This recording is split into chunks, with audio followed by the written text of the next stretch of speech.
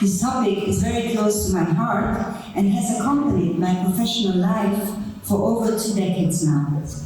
When it became clear in the course of this year that the restitution of Benin collections from the MARKK and other German museums would finally happen in the very near future, we decided to present the entirety of our very special collection here in Hamburg for one last time. These works and their journey point us to a context in world history that we should have clearly addressed before today.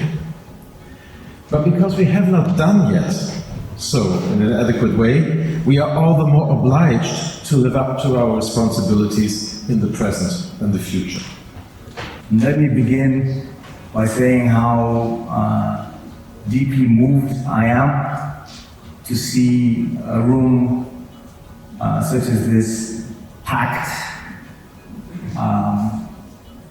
for one purpose, to witness and to celebrate the issue of the Benin bronzes and their ultimate return from whence they came.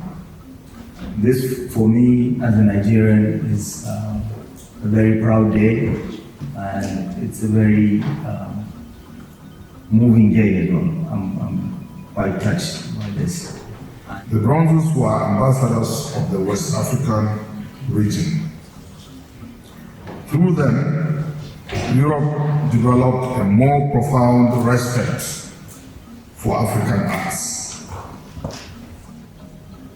For several decades, many thronged the museums to catch a glimpse, but today, Hamburg is bringing them all out, inviting everyone to have a final look, for they are going back to their cradle.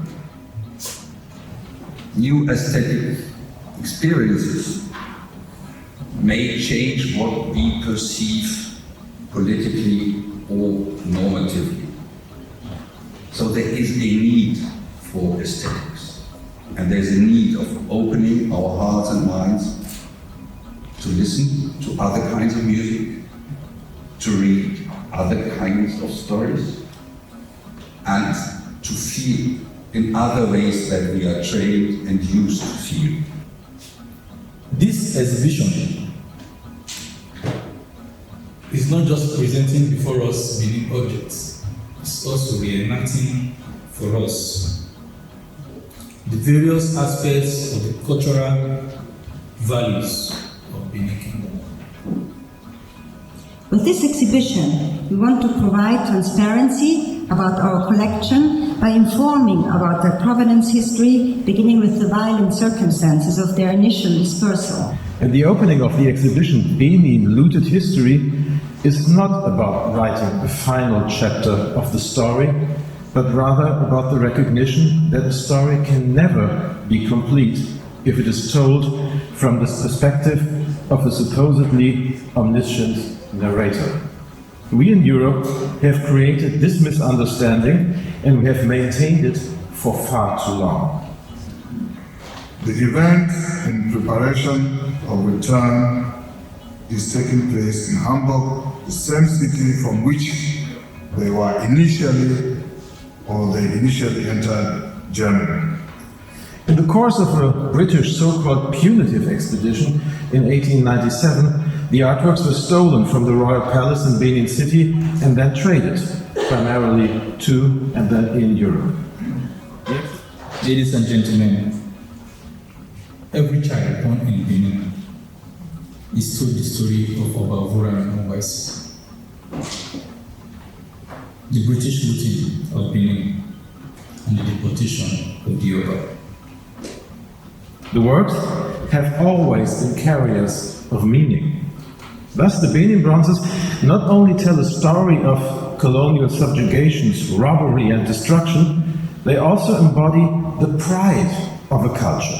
They are unique artworks that reflect the power and importance of the Kingdom of Benin. They are truly of universal value.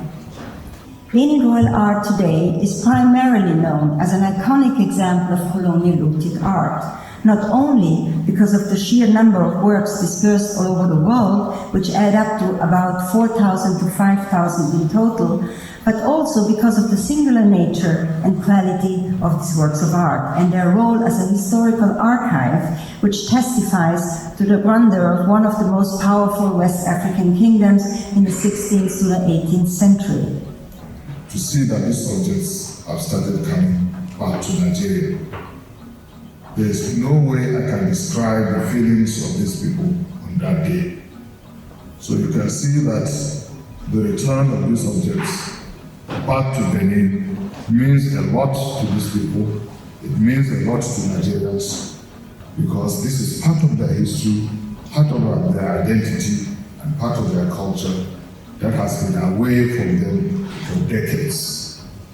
And to see these objects is a great joy that we cannot really describe. We're happy to see that Germany blazed a trail that encouraged others to follow the same path. We thank Germany and Hamburg for the initiative to return Benin bronzes in Germany to Nigeria. The announcement by Germany has proven to be the catalyst, spurring other nations and institutions to the decisions to return Benin bronzes. For there to be harmony in this world, we must love each other as equals.